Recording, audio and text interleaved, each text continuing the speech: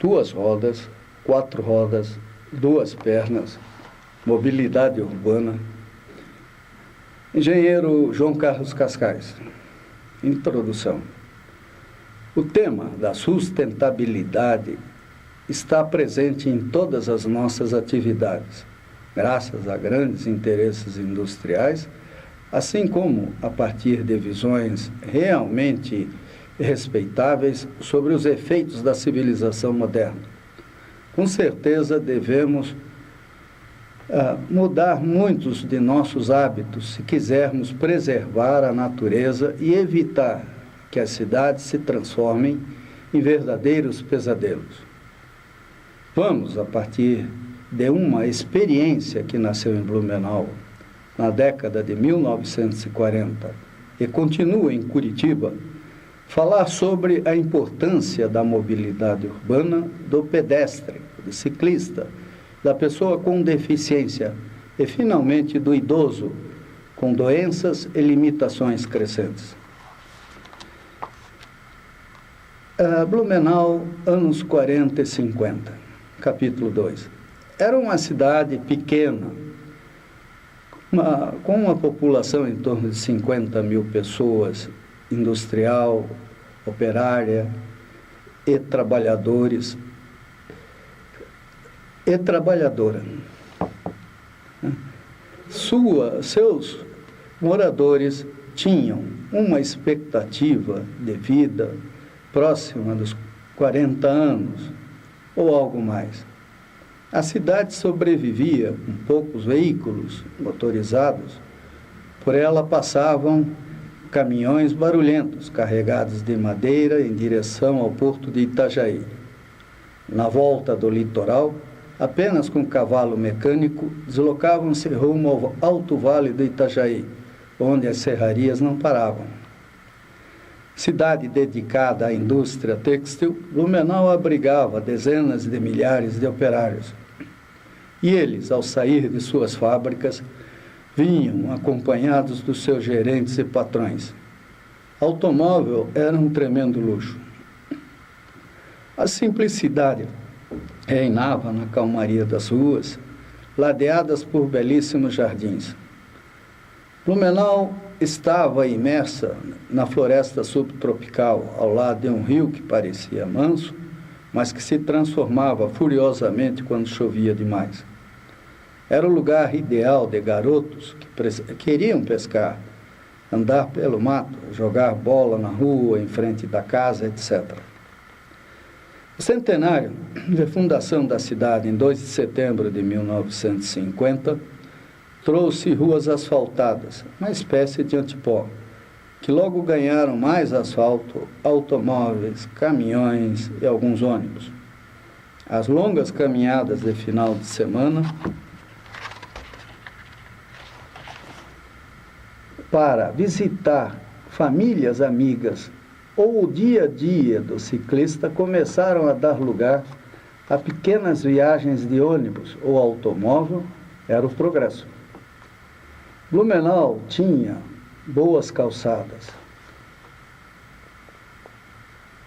lajotas de cimento imitando o petit pavé, talvez para agradar os getulistas cariocas que durante a guerra mandaram e desmandaram na cidade. Ir à escola de bicicleta era o padrão, batendo queixo no inverno, suando no verão tempestuoso, típico do Baixo Vale do Itajaí.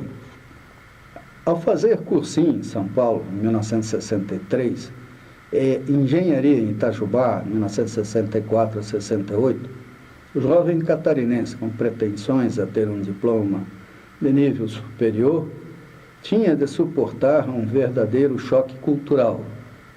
Tinha de ser em São Paulo, Rio de Janeiro, Minas Gerais, etc.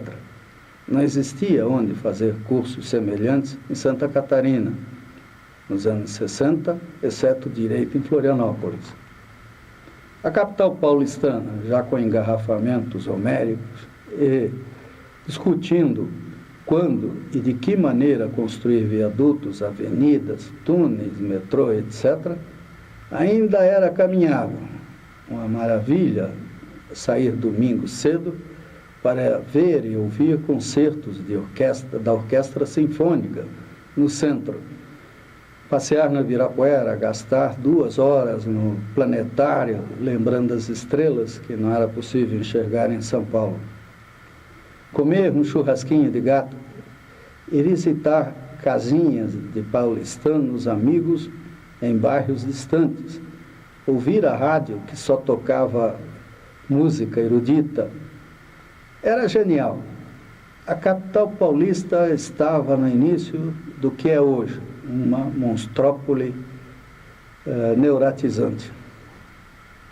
Itajubá foi uma surpresa, primeiro pelo seu território reduzido, apesar de abrigar o Instituto Eletrotécnico de Itajubá, e tão antigo que meu pai sonhava ter um filho formado lá. Ele era eletricista. Mais uma vez, vivi a experiência de morar numa cidade minúscula, carinhosa, politizada. Andávamos simplesmente. Qualquer lugar da cidade era acessível ao pedestre. Que maravilha!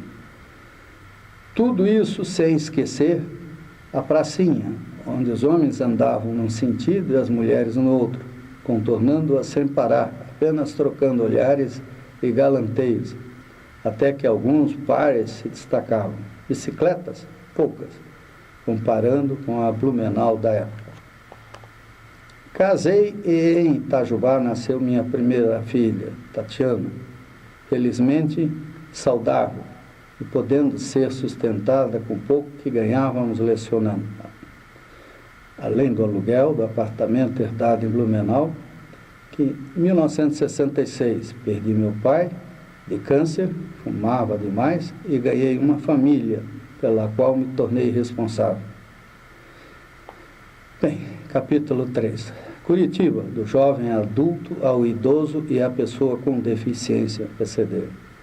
Na capital do Paraná, a partir de dezembro de 1968, iniciei a vida profissional e social que agora me permite escrever sobre tantas coisas, em especial sobre a questão ética do cidadão que procura o exercício da parásia atento aos problemas dos idosos e pessoas com deficiência, além das crianças e gente com doenças transitoriamente restritivas. O aprendizado foi longo, passando pelo exercício de lutas contra projetos que consideramos inoportunos. E ele continuou nos 3 anos na diretoria de planejamento da URBS, de 1986 a 1988, e na diretoria e presidência da COPEL, 1990 a 1994. Assim como em inúmeras atividades jornalísticas e de atuação política e social. Na Prefeitura de Curitiba, convivi com especialistas em mobilidade, transporte coletivo e urbanismo. Fui estagiário do governo francês em 1988 e, além disso, viajei muito pelo Brasil e exterior e aprendi bastante. Problemas familiares colocaram em destaque a situação da pessoa com deficiência, motivando por aí um aprofundamento que não para de avançar nas questões relativas à acessibilidade.